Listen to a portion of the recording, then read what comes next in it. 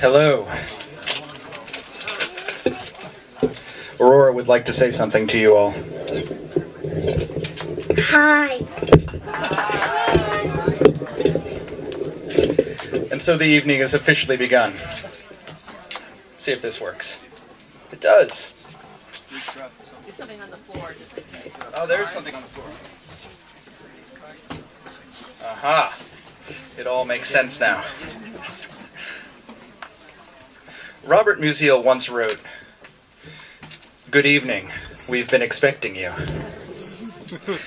We're gathered here today to hold in our hands this creation, the world as metaphor in Robert Musil's The Man Without Qualities, Possibility as Reality. Genese Grill's exploration of the astounding Austrian writer, philosopher, scientist, and mathematician, a man whose stance towards his own range of identities, cultures, and broader exigencies make him extremely useful for plumbing the depths of our own. She's joined tonight by Burton Pike as we tonight attempt to bridge the gap between life as described and life as lived. Aurora would like to add one comment to that. Hi. We're going to start with Burton Pike. Then we'll take let me just say a couple of things real swift. Burton Pike is Professor Emeritus of Comparative Literature and Germanic Language and Literature at the CUNY Graduate Center. He somewhat confusingly received degrees from Haverford and Harvard and then went on to teach at Hamburg. He's also taught at Cornell and CUNY. Yes? Hi.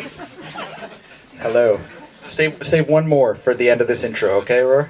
All right, cool. He's also been a visiting professor at Yale. Burton Pike is a recipient of a Guggenheim Fellowship, a fellowship from the American Council of Learned Societies, and a Fulbright. He was awarded the Medal of Merit by the city of Klagenfurt, Austria, for his work on Robert Musil, and was a finalist receiving special citation under the auspices of the PEN Book of the Month Club Translation Prize for editing and co-translating The Man Without Qualities. Last year, he received the Helen and Kurt Wolf Translators Prize for Gerhard Meyer's Isle of the Dead. So please, everybody, welcome Burton Pike. Hello.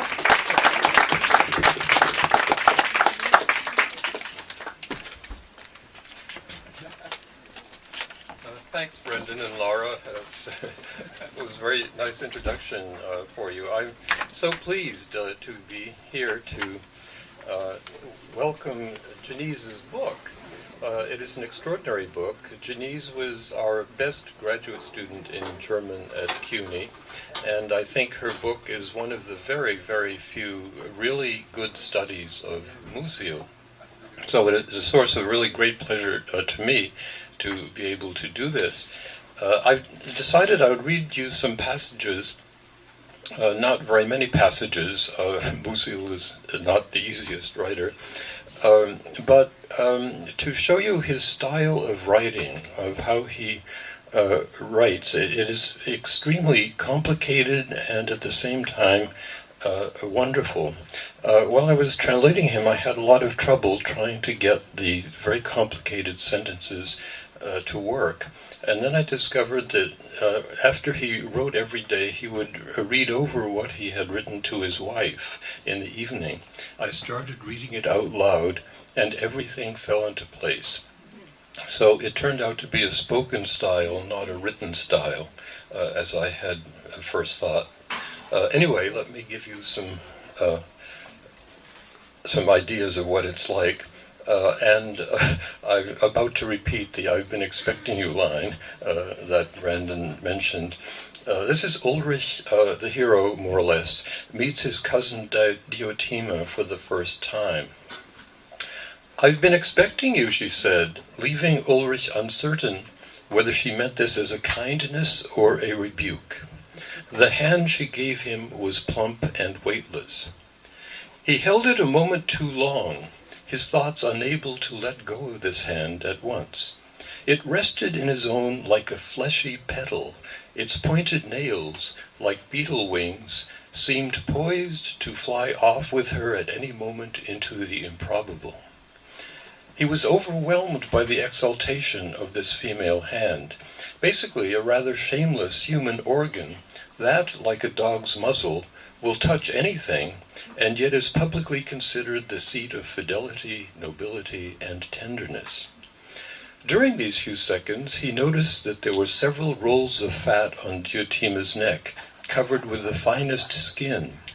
Her hair was wound in a Grecian knot, which stood out stiffly, and in its perfection resembled a wasp's nest. Ulrich felt a hostile impulse, an urge to offend this smiling woman, and yet he could not quite resist her beauty. Ulrich and his sister Agatha prepared to go out. Brother and sister were changing to go out for the evening. There was no one in the house to help Agatha aside from Ulrich. They had started late and had thus been in the greatest haste for a quarter of an hour when a short pause intervened. Piece by piece, nearly all the ornaments of war a woman puts on for such occasions were strewn on the chair backs and surfaces of the room, and Agatha was in the act of bending over her foot with all the concentration that pulling on a thin silk stocking demands. Ulrich was standing at her back. He saw her head, her neck, her shoulders, and this nearly naked back. Her body was curved over her raised knees, slightly to one side, and the tension of this process rounded 3 folds on her neck, which shot slender and merry through her clear skin like 3 arrows.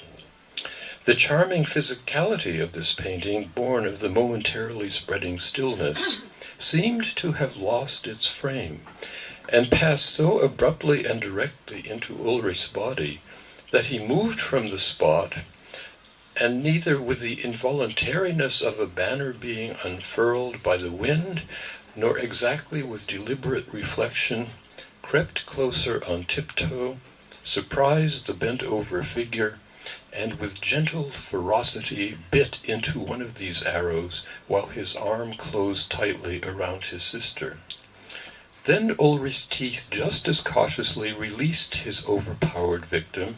His right hand grabbed her knee, and while with his left arm he pressed her body to his, he pulled her upright with him on upward bounding tendons.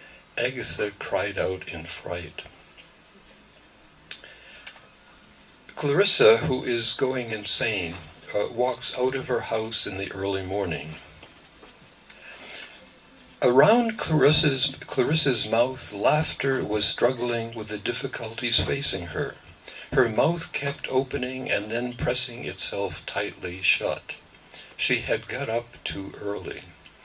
Walter was still sleeping, and she had hastily thrown on a light dress and gone outside. The singing of birds reached her from the woods through the empty morning stillness. The hemisphere of the sky had not yet filled with warmth. Even the light was still shallowly dispersed. It only reaches my ankles, Clarissa thought. The faucet of the morning has just been turned on. Everything is before its time. Clarissa was deeply moved that she was wandering through the world before it was time. It almost made her cry. Clarissa and Ulrich are on the island of health. Clarissa began to express her life in poems. On the island of health, Ulrich found this quite natural. In our poems there is too much rigid reason. The words are burned out notions. The syntax holds out sticks and ropes as if for the blind. The meaning never gets off the ground everyone has trampled. The awakened soul cannot walk in such iron garments. Clarissa discovered that one would have to choose words that are not ideas. But since there don't seem to be any, she chose instead the word pair. If she said I, This word was never able to shoot up as vertically as she felt it. But I-red is not yet imprisoned by anything and flew upward. Just as beneficial is freeing words from their grammatical bonds, which are quite impoverished. For example, Clarissa gave Ulrich 3 words and asked him to read them in any order he chose. If they were God, red, and goes, he read God goes red, or God, red, goes. That is, his brain immediately either understood them as a sentence or separated them by commas in order to underline that it was not making them into a sentence. Clarissa called this the chemistry of words, that they always cohere in groups, and showed how to counter this. Her favorite bit of information was that she worked with exclamation points or underlining. God, red, goes. Such accumulations slow one down, and the word dams up behind them to its full meaning. She also underlined words from 1 to 10 times, and at times a page she had written this way looked like a cryptic musical score. Another means, but one she used less frequently, was repetition. Through it, the weight of the repeated word became greater than the syntactic bond, and the word began to sink without end. God goes green, green, green. It was an incredibly difficult problem to ascertain correctly the number of repetitions so that they would express exactly what was meant.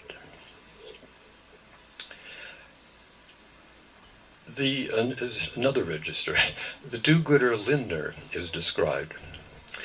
As the man who had entered Agatha's life at the poet's grave, Professor August Lindner climbed down the valley. What he saw opening before him were visions of salvation. If she had looked around at him after they parted, she would have been struck by the man's ramrod-stiff walk dancing down the stony path. For it was a peculiarly cheerful, assertive, and yet nervous walk. Lindner carried his hat in one hand and occasionally passed the other hand through his hair. So free and happy did he feel. How few people, he said to himself, have a truly empathic soul. He pictured it to himself a soul able to immerse itself completely in a fellow human being, feeling his inmost sorrows and lowering himself to his innermost weaknesses. What a prospect, he exclaimed to himself. What a miraculous proximity of divine mercy. What consolation, and what a day for celebration. But then he recalled how few people were even able to listen attentively to their fellow creatures, for he was one of those right-minded people who descend from the unimportant to the trivial without noticing the difference. Sure of victory and with an expression of amiable censure that was meant to encourage them, he looked into the eyes of a pair of young lovers who, intricately intertwined, were coming up toward him. But it was a quite ordinary couple, and the young idler who formed its male component squeezed his eyelids shut as he responded to this look of Lindner's, abruptly stuck out his tongue, and said, "Nyah." Lindner, unprepared for this mockery and vulgar menace, was taken aback. But he loved action, and his glance sought a policeman who ought to have been in the vicinity to guarantee honor's public safety.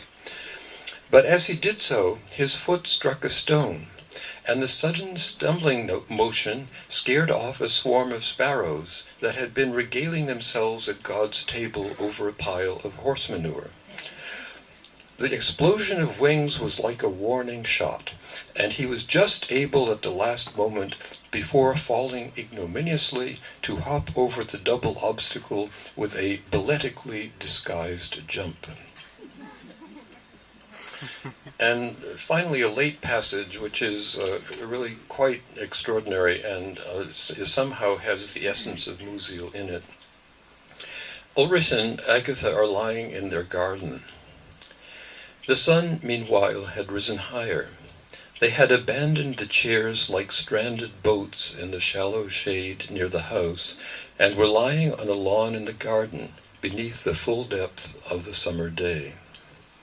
A noiseless streaming snowfall of lusterless blossoms, emanating from a group of trees whose flowering was done, hovered through the sunshine, and the breath that bore it was so gentle that not a leaf stirred. It cast no shadow on the green of the lawn, but this green seemed to darken from within like an eye. Extravagantly leaved by the young summer, the tender trees and bushes standing at the sides or forming the backdrop gave the impression of being amazed spectators who, surprised and spellbound in their gay attire, were participating in this funeral procession and celebration of nature. Spring and fall, speech and nature's silence, and the magic of life and death too mingled in this picture.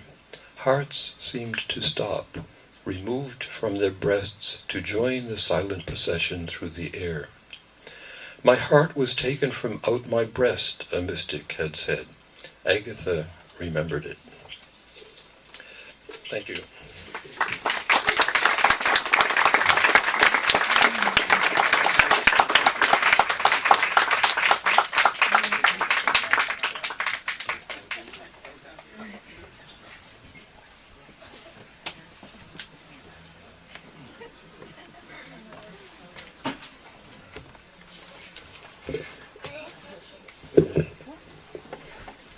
Hi. Thank you, Professor Pike.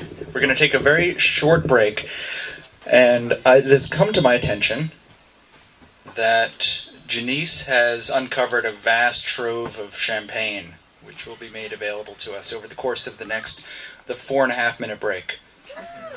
Aurora would like to add something. What are you talking? I'm talking about a lot of champagne. Hi. So you should drink some champagne.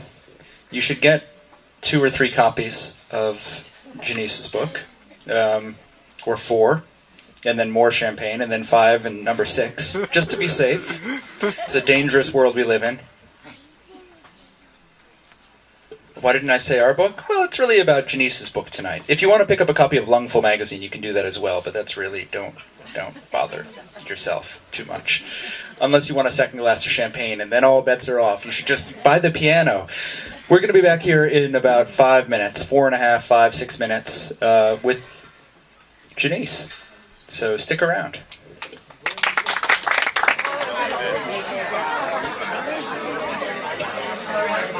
Well, ladies and gentlemen, we're going to start with the next round. Roy would like to say something to sort of set the tone. Hi. Wow, that was really, yeah, that got our attention, like, at the release party in San Francisco.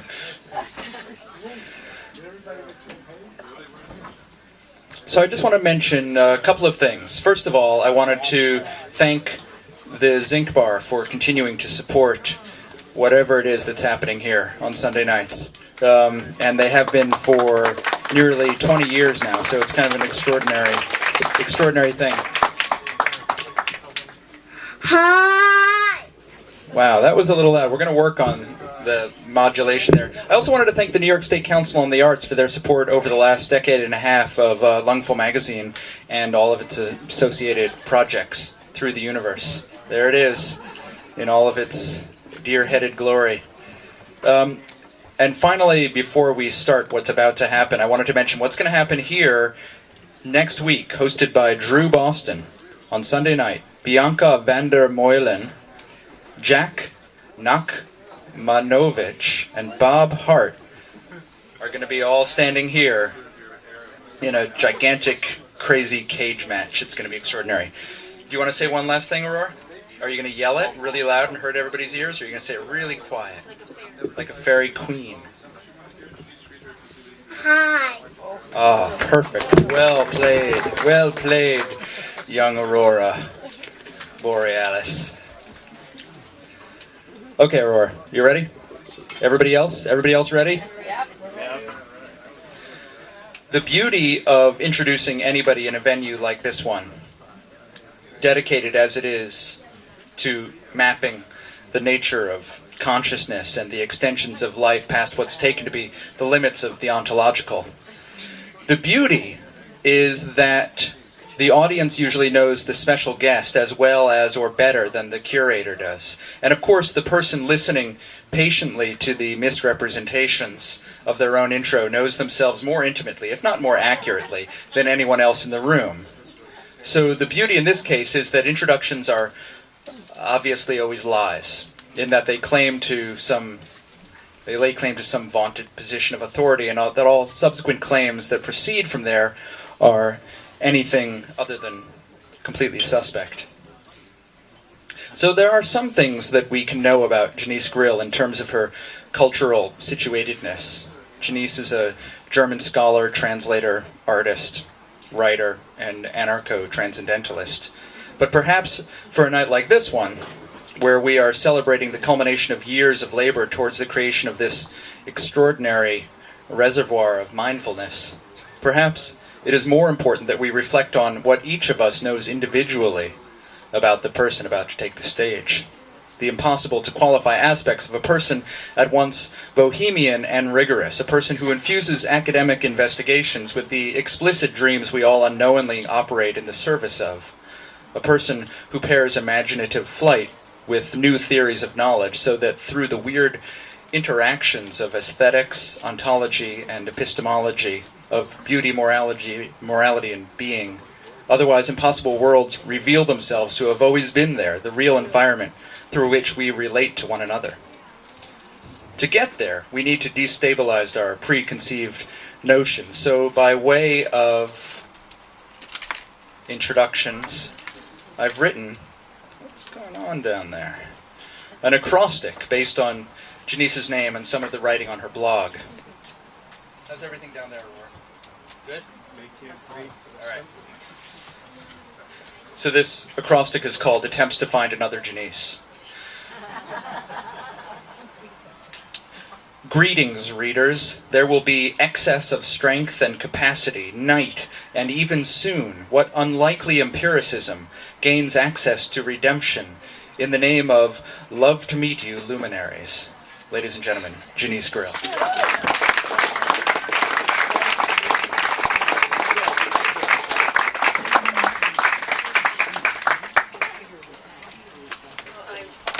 Scarcely know what I could say, but luckily I thank you all so much for being here. This is a real honor that you all come from many, many parts of my life.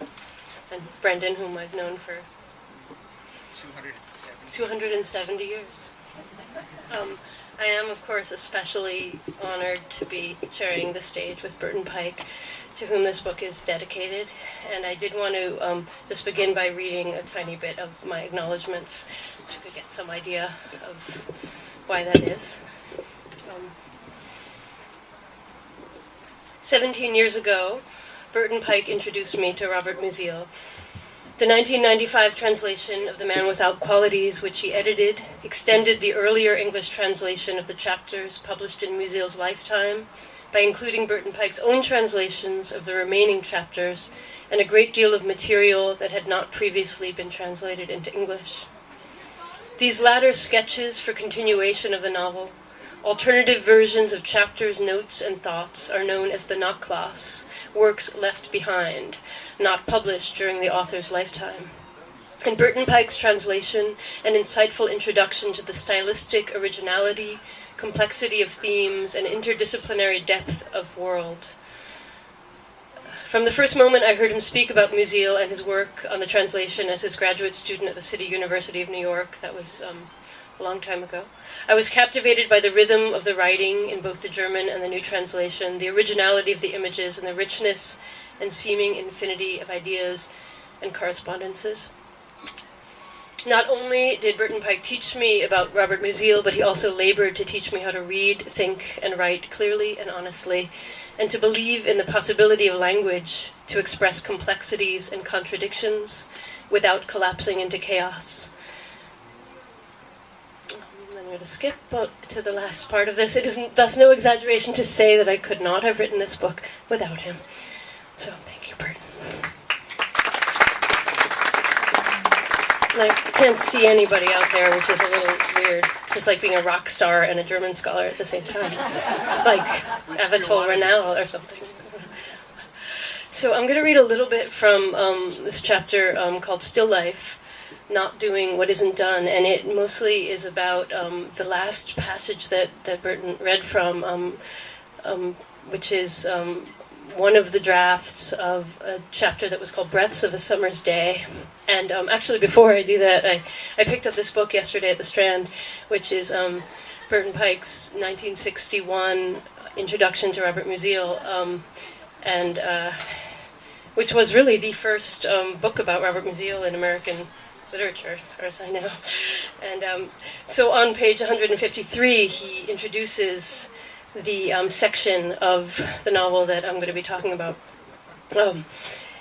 In the fragmentary third part of the novel, Ulrich and Agatha withdraw from Vienna to an island in the Adriatic, where they consummate their mystically prepared incest.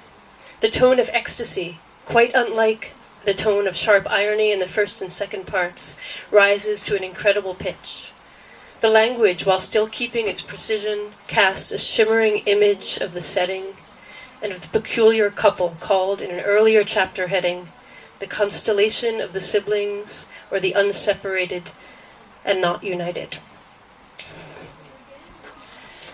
So one of the important questions in The Man Without Qualities is how do we hold a feeling fast?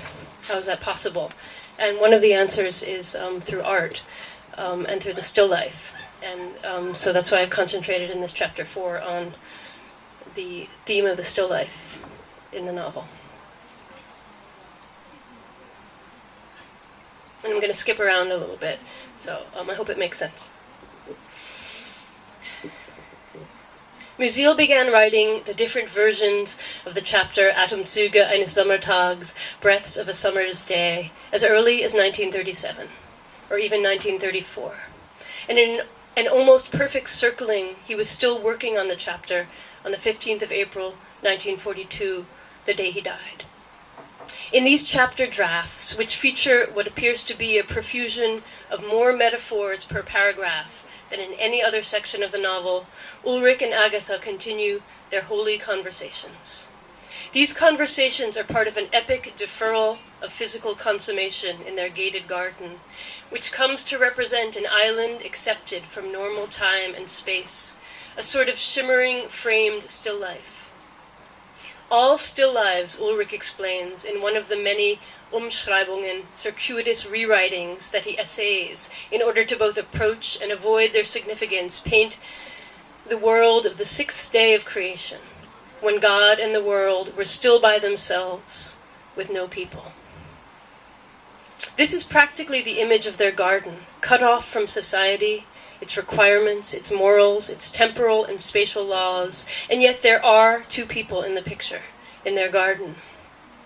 These two people, although separated from the world by their garden fence, by the special mission that they have assigned themselves and their exceptional state of shimmering stillness, are both alive, circling, fountaining, moving within an enclosed area.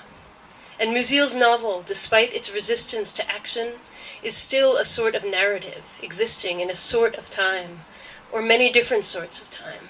Progressive, essential, subjective, objectively measurable, nonlinear. A novel made up of seemingly infinite, small, enclosed areas of infinitude. And it is decidedly not a painting of a bowl of fruit. The two people walk around within the confines of their garden, in circumnavigations, like Rilke's caged panther, who moves in the smallest possible circle, and whose stride is like a dance of force around the center of a great numbed will. Although the will is numbed or deferred, it may still, at any moment, break out of its cage into violence and action. No wonder the need for bars. Ulrich and Agatha's cage is self-created, or created by their author, out of more than the garden fence. It is made of their infinitely expanding and contracting discourse, by the almost obsessive accumulation of metaphors and likenesses, by words themselves, words that play games with time and its flowing ribbon, the rolling staircase with its uncanny incidental association with death. That was a quote. A discourse that repeatedly, always, once again, once again, once again, quote, recharged the conversation once more, like a flywheel, giving it more energy, end quote. If the appetitive way of life leads to war, action, grasping, destruction, and the inevitable dulling of passion, infinite or almost infinite deferral via 1001 Nights strategy of words is a natural strategy. The association with Adam and Eve before the fall, before the act, is also unavoidable. To take a bite of the apple, even if fictional, painted, safe, deferred, in the bowl on the table, would thus have the most extreme consequences. Appetite, muses Ulrich, is always a bit ridiculous. And how much more so, he continues, when it is appetite for a painted lobster. Yet, as often is the case with Ulrich, his irony hardly masks the serious stakes and the terror involved in setting the wheel of time spinning, of starting the roll of the inevitably downhill bound roll of life. Were the fruit not painted, but real, it would, like Shakespeare's medlar pear, be rotten before it was ripe. For bleiben, as Rilke reminds us again, is nirgends. There is no stopping place, except perhaps in the work of art. Deferral of action here is a reflection on considerations about the relationship between forms of art, painting, still life, novel writing, and the relationship between art in general, as eternalization, and life, with its active, grasping, devouring movement. Faust's rewriting or retranslation of the beginning of Genesis may serve as a distant chorus. Goethe's protagonist reads aloud from the book. In the beginning was the word. Then he tries another translation. In the beginning was meaning. And then he comes to the mystic third. In the beginning was the act. And his alchemical incantations transform thought into word, into deed, indifference into passion, possibility into tragedy, or possible redemption.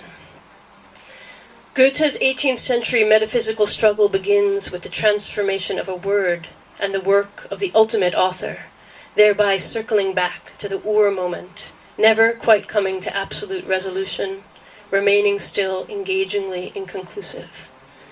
The tension between the triad of word, meaning, and act is never quite resolved, not even in Musil's modernist text that consciously grapples with the quicksilver conflict. Faust, rather like Ulrich, is a jaded man crying out against a world gone hollow, a world that has lost its significance and value, a world of books and learning, yes, but also a world of flesh and love, and the supposed rewards of social success. Goethe's play, like Musil's novel, is an existential essay. It poses serious questions about time, meaning, and the relationship between art and life. Questions about word magic, desire, and indifference. Questions with which Musil would still be grappling over a century later. The unresolved and unresolvable struggle, the Faustian striving itself, in its insistence upon maintaining a fruitful space between knowledge and mystery, self and other, art and life, time and death, still and moving, may actually constitute the energetic frisson of all great works of art. And this frisson is created and maintained by Musil's experiments with the endless possibilities and necessities of metaphor making.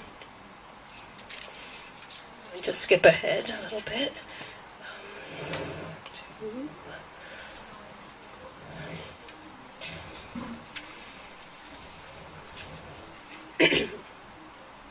In the unfinished chapter versions of Atemzüge eines Sommertags, the siblings find that their descriptions and definitions of the nature of the still life are veering too closely toward a description of their own state of being.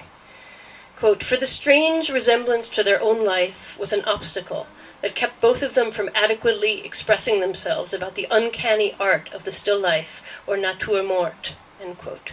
So they circle around again in a fraught labyrinth of contradictions. Still life, Ulrich says, is the exciting, vague, infinite echo, end quote. A definition itself, which is an echo of Musil's description of Rilke's use of metaphor in his Rilke eulogy as, quote, this jewel-like stillness within a movement that never pauses. Rilke's poem, continues Musil in the funeral address, has an expansive openness. Quote, its condition endures like an elevated pause. This elevated pause is echoed in turn by a stunning passage in Musil's Nachlass, wherein Ulrich and Agatha stand at the high point of their passion, perhaps before or just at the moment of their consummation. Quote, the silence nailed them to the cross. They felt that soon they would not be able to stand it anymore, would have to shout, insane as birds. This was why they were suddenly standing beside each other, with their arms around each other. Skin stuck to skin. Timidly, this small feeling penetrated the great desert like a tiny succulent flower growing all alone among the stones, and calmed them. They wove the circle of the horizon like a wreath around their hips and looked at the sky, stood as on a high balcony, interwoven into each other, and with the unutterable, like two lovers who the next instant will plunge into the emptiness. Plunged, and the emptiness supported them. The instant lasted, did not sink, and did not rise. End quote. This miraculous elevated pause, this jewel-like stillness, is affected by the magic of multiplying metaphors. In case we missed the point, the formal act of metaphoric association, analogy, and correspondence is carried on to an almost excessive degree. Here, a small feeling is like a tiny blossom growing between the rocks. The horizon is like a wreath around their hips. They stand as if on a high balcony, woven into each other and into the unsayable, like two lovers. They crash down, they float. And this weaving of arms, of horizon, of words, is so total that one loses track of which words are tenor and which vehicle. In the Rilke eulogy, Musil explains why. Quote, something is never compared with something else, as two different and separate things, which they remain in the comparison. For even if this sometimes does happen, and one thing is said to be like another, it seems at that very moment to have already been the other, since primordial times. The metaphorical here becomes serious to a high degree. Let's see, now I'm going to skip a little bit more.